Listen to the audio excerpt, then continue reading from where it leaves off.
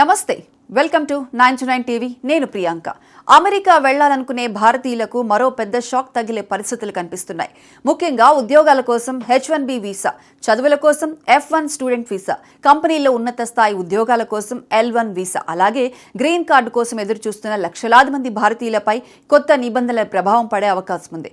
అమెరికాలో వలస విధానాలను మరింత కఠినతరం చేయాలనే లక్ష్యంతో ట్రంప్ ప్రభుత్వం వరుసగా కొత్త ప్రతిపాదనలను సిద్ధం చేస్తోంది. ఈ మార్పులు అమల్లోకి వస్తే భారతీయ ఐటీ ఉద్యోగులు, విద్యార్థులు, అమెరికాలో స్థిరపడాలనుకునే కుటుంబాలకు గణనీయమైన ప్రభావం చూపే అవకాశం ఉంది. ప్రస్తుతం ప్రపంచంలో అత్యధిక సంఖ్యలో H1B వీసాలు పొందుతున్న దేశం భారత్.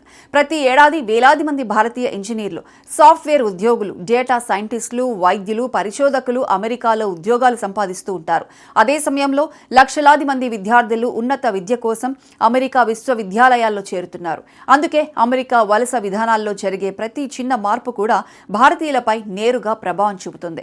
ముందుగా H1B వీసా గురించి మాట్లాడితే ఇది అమెరికాలో ప్రత్యేక నైపుణ్యాలు కలిగిన విదేశీ ఉద్యోగులను నియమించుకునేందుకు కంపెనీలకు ఇచ్చే అవకాశం.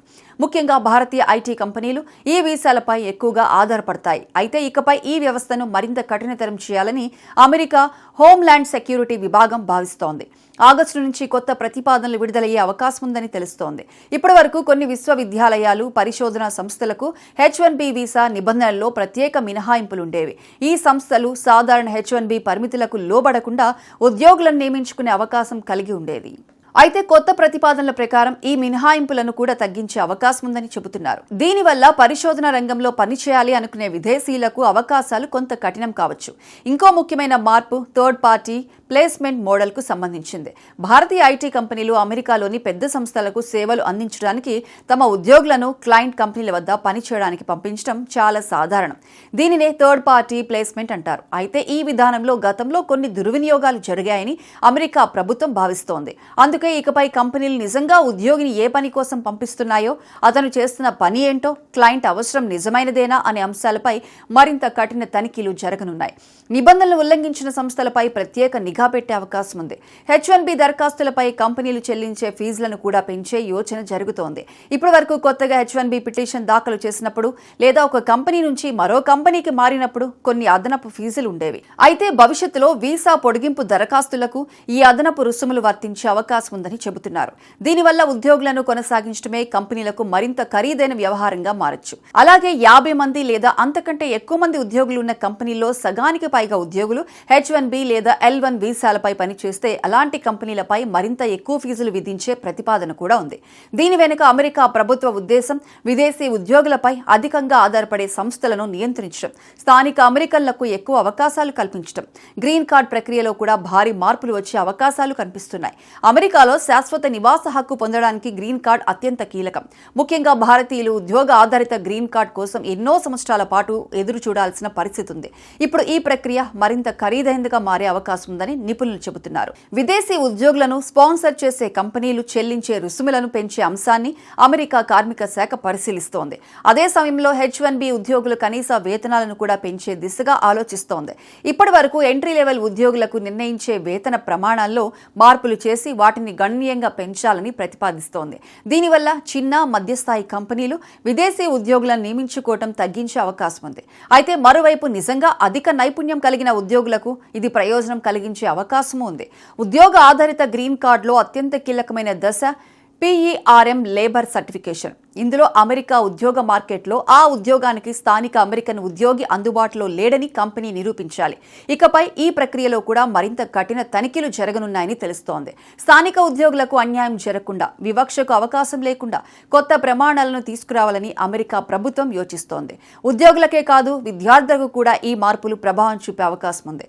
ప్రతి సంవత్సరం లక్షలాది మంది భారతీయ విద్యార్థులు అమెరికాలోని విశ్వవిద్యాలయాల్లో ఉన్నత విద్య కోసం చేరుతున్నారు. ప్రస్తుతం F1 వీసా పొందిన విద్యార్థులు తమ కోర్సు పూర్తయ్యే వరకు అమెరికాలో ఉండేందుకు అనుమతి ఉంటుంది. కోర్సు ఆలస్యమైన కొన్ని నిబంధనల ప్రకారం కొనసాగించే అవకాశం ఉంటుంది. అయితే భవిష్యత్తులో ఈ విధానం మార్పులు వచ్చే అవకాశం ఉందని తెలుస్తోంది. ఇకపై విద్యార్థులకు నిర్దిష్ట కాల పరిమితితో మాత్రమే వీసా ఇచ్చే ప్రతిపాదనను పరిశీలిస్తున్నారు. ఆ గడువులోపే కోర్సు పూర్తి చేయాల్సి ఉంటుంది. ఏదైనా కారణంతో కోర్సు పూర్తి కాకపోతే మళ్లీ అనుమతి తీసుకోవాల్సి రావచ్చు. పరిశోధన చేసే విద్యార్థులు లేదా ఎక్కువ సమయం పట్టే కోర్సులు చదివే వారికి ఇది అదనపు భారం కావచ్చు. విద్యార్థులు చదువు పూర్తయ్యాక కొంతకాలం అమెరికాలో పనిచేసే అవకాశం కల్పించే ఓపీటీ వ్యవస్థ కూడా ప్రభావితమయ్యే అవకాశం ఉంది. ఆప్షనల్ ప్రాక్టికల్ ట్రైనింగ్, ముఖ్యంగా సైన్స్, టెక్నాలజీ, ఇంజనీరింగ్, మ్యాథమెటిక్స్ విద్యార్థులకు ఇచ్చే స్టెమ్ ఓపీటీపై కూడా కఠిన నిబంధనలు తీసుకురావాలనే ప్రతిపాదనలు ఉన్నాయి. కరిక్యులర్ ప్రాక్టికల్ ట్రైనింగ్ లేదా సిపిటి వ్యవస్థలో కూడా మార్పులు రావచ్చని భావిస్తున్నారు. ఇవి అధికారికంగా అమల్లోకి రావాలంటే సంబంధిత ప్రక్రియ పూర్తి కావాల్సి ఉంది. H1B ఉద్యోగుల కుటుంబ సభ్యులపై కూడా ఈ మార్పుల ప్రభావం పడే అవకాశం ఉంది. ప్రస్తుతం H1B ఉద్యోగుల జీవిత భాగస్వాములకు H4 వీసా కింద కొన్ని పరిస్థితుల్లో ఉద్యోగ అనుమతి పత్రం లేదా EAD లభిస్తుంది. దీనివల్ల వారు కూడా అమెరికాలో ఉద్యోగాలు చేసుకునే అవకాశం ఉంటుంది. అయితే ఈ విధానంలో కూడా మార్పులు వచ్చే అవకాశం ఉందని తెలుస్తోంది. ప్రస్తుతం కొన్ని సందర్భాల్లో EAD గడువు ముగిసిన ఆటోమేటిక్గా పొడిగింపు లభిస్తోంది. కానీ కొత్త విధానంలో ప్రతిసారి రెన్యువల్ కోసం ప్రత్యేకంగా దరఖాస్తు చేసుకోవాల్సి రావచ్చు. దరఖాస్తు చేసుకునే అవకాశం ముందుగానే ఉన్నప్పటికీ ప్రాసెసింగ్ ఆలస్యం జరిగితే కొంతకాలం ఉద్యోగం చేయలేని పరిస్థితి కూడా రావచ్చు. ఇది వేలాది భారతీయ కుటుంబాల ఆదాయంపై ప్రభావం చూపే అవకాశం ఉంది. ఇక ఈ మార్పుల వెనుక అమెరికా ప్రభుత్వ ప్రధాన ఉద్దేశం ఏమిటంటే అమెరికా ఉద్యోగాలను ముందుగా అమెరికా పౌరులకే అందించడం, విదేశీ ఉద్యోగులపై అధికంగా ఆధారపడే కంపెనీలను నియంత్రించడం, వీసా వ్యవస్థలో జరుగుతున్న దుర్వినియోగాలను తగ్గించడం, అలాగే అమెరికా కార్మిక మార్కెట్ను మరింత రక్షించడం. ట్రంప్ ప్రభుత్వం గతంలో కూడా అమెరికన్స్ ఫస్ట్ విధానాన్ని అమలు చేసింది. ఇప్పుడు అదే దిశగా మరిన్ని చర్యలు తీసుకునే అవకాశం ఉందని విశ్లేషకులు చెబుతున్నారు. అయితే మరోవైపు అమెరికా టెక్నాలజీ రంగం మాత్రం విదేశీ నైపుణ్యంపై భారీగా ఆధారపడి ఉంది.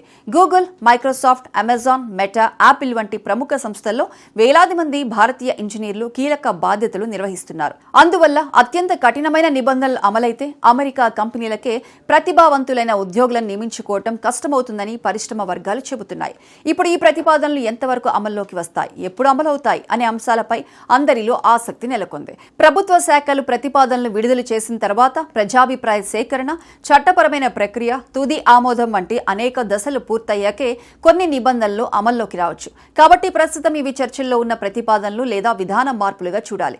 మొత్తంగా చూస్తే అమెరికాలో ఉద్యోగం చేయాలనుకునే భారతీయ ఐటీ నిపుణులు, ఉన్నత విద్య కోసం వెళ్లాలనుకునే విద్యార్థులు, గ్రీన్ కార్డ్ కోసం ఎదురు చూస్తున్న ఉద్యోగులు, H4 వీసాపై ఉన్న కుటుంబ సభ్యులు అందరూ రాబోయే నెలల్లో అమెరికా ప్రభుత్వం తీసుకునే నిర్ణయాలపై నిశితంగా దృష్టి పెట్టాల్సిన అవసరం ఉంది.